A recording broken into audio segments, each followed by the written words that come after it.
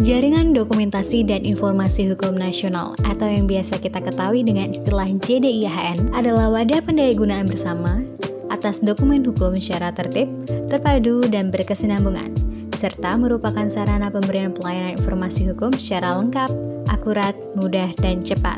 Produk hukum yang dimaksud berupa peraturan perundang-undangan atau produk hukum selain peraturan perundang-undangan yang meliputi, namun tidak terbatas pada putusan pengadilan, jurisprudensi, monografi hukum, artikel atau majalah hukum, buku hukum, penelitian hukum, pengkajian hukum, naskah akademik, dan rancangan peraturan perundang-undangan. Seperti yang kita ketahui, JDIHN menjadi salah satu prioritas pemerintah sebagai upaya penataan regulasi. Adapun yang menjadi dasar hukum dari JDIHN itu sendiri adalah Peraturan Presiden Nomor 33 Tahun 2012 tentang Jaringan Dokumentasi dan Informasi Hukum Nasional. Berikut adalah beberapa hal yang perlu diketahui terkait dengan pengelolaan JDIH. Pimpinan instansi meliputi Kementerian Negara, Sekretariat Lembaga Negara, LPNK, Pemerintah Provinsi, Pemerintah Kabupaten dan Kota, Sekretariat DPRD Provinsi, Sekretariat DPRD Kabupaten dan Kota, wajib membentuk organisasi jaringan dokumentasi dan informasi hukum di lingkungannya. Kementerian Negara dan Sekretariat Lembaga Negara bertindak sebagai pusat JDIH di lingkungannya, dan Biro Hukum Pemerintah Provinsi sebagai pusat JDIH di provinsinya. Pengintegrasian JDIH dapat dilakukan dengan 3 opsi. Pertama, membangun website sendiri dan hostingnya pada server yang dikelola oleh Dinas Kominfo. Kedua, menggunakan aplikasi yang dikembangkan oleh BPHN, yakni Indonesian Legal Documentation Information System. Kemudian hostingnya menggunakan server yang dikelola oleh Dinas Kominfo.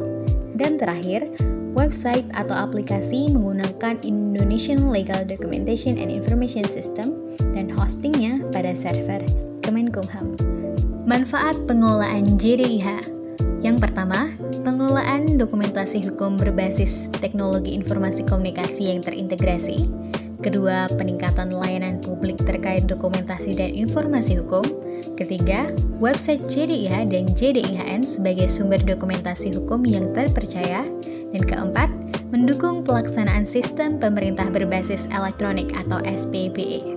Aplikasi JDIH sebagai aplikasi umum sistem pemerintahan berbasis elektronik untuk menjadi layanan jaringan dokumentasi dan informasi hukum sehingga dapat menjadi langkah percepatan transformasi digital nasional berupa terciptanya bagian dari layanan administrasi pemerintah digital yang terintegrasi. Sesuai dengan amanat Peraturan Presiden Nomor 33 Tahun 2012 tentang JDIHN, maka anggota JDIHN wajib untuk memiliki laman JDIH. Dan berikut adalah data per 13 Juli tahun 2021 terkait kepemilikan JDIH oleh anggota JDIHN.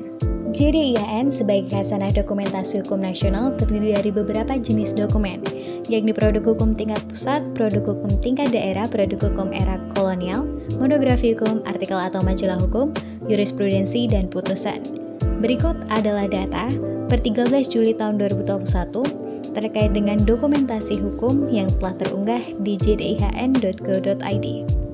Berikut adalah jenis produk hukum tingkat pusat. Berikut adalah jenis produk hukum tingkat daerah. Dan berikut adalah jenis produk hukum kolonial. Selanjutnya adalah jenis dari monografi hukum. Dan terakhir, jenis dari jurisprudensi dan putusan. Itu tadi beberapa jenis dokumen yang menjadi khasanah dokumentasi hukum nasional yang dapat diunggah dan ditemukan di laman JDIHN. Jadi, tunggu apa lagi?